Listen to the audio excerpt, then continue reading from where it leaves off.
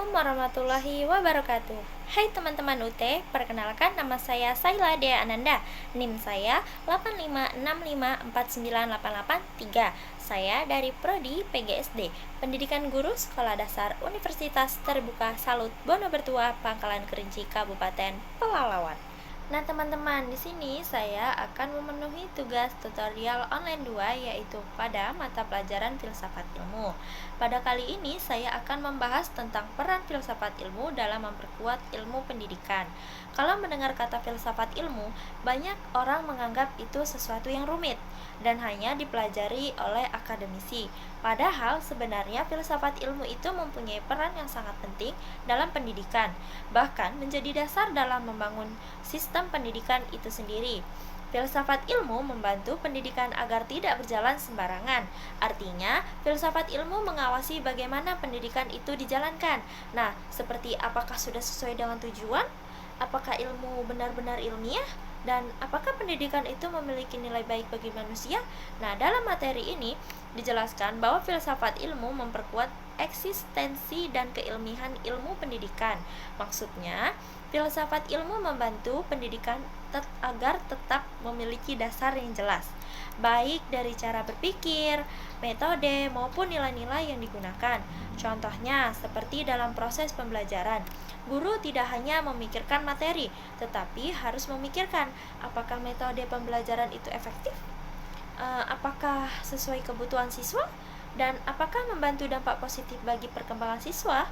Nah, di sini filsafat ilmu itu bekerja sebagai alat analisis. Filsafat ilmu memiliki 3 kajian utama, teman-teman, yaitu yang pertama ontologi, yang kedua epistemologi, dan yang ketiga adalah aksiologi. Yang pertama itu saya menjelaskan ada ontologi. Nah, ontologi itu membahas tentang hakikat apa sih yang dipelajari. Dalam pendidikan ontologi membantu kita memahami apa sebenarnya tujuan pendidikan atau apa hakikat belajar itu sendiri. Yang kedua yaitu epistemologi.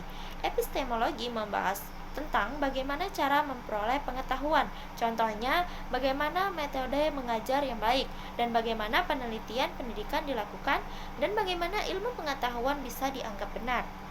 Yang ketiga yaitu aksiologi. Aksiologi yaitu membahas tentang nilai dan manfaat ilmu.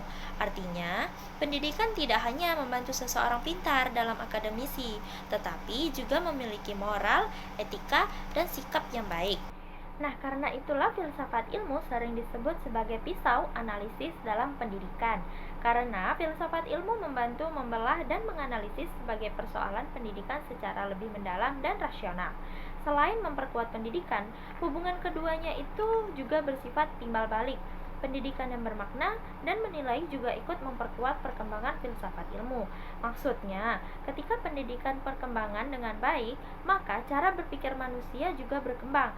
Nah, dari situ muncullah penelitian teori baru dan pemikiran-pemikiran baru yang akhirnya memperkaya filsafat ilmu itu sendiri. Contoh konkretnya bisa kita lihat dalam perubahan kurikulum pendidikan Indonesia.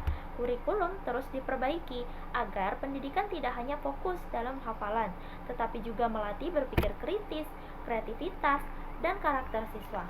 Selain itu, dalam proses pembelajaran, sekarang guru juga mulai menggunakan metode diskusi, problem solving, dan pembelajaran berbasis proyek, supaya siswa lebih efektif dan mampu berpikir secara mandiri.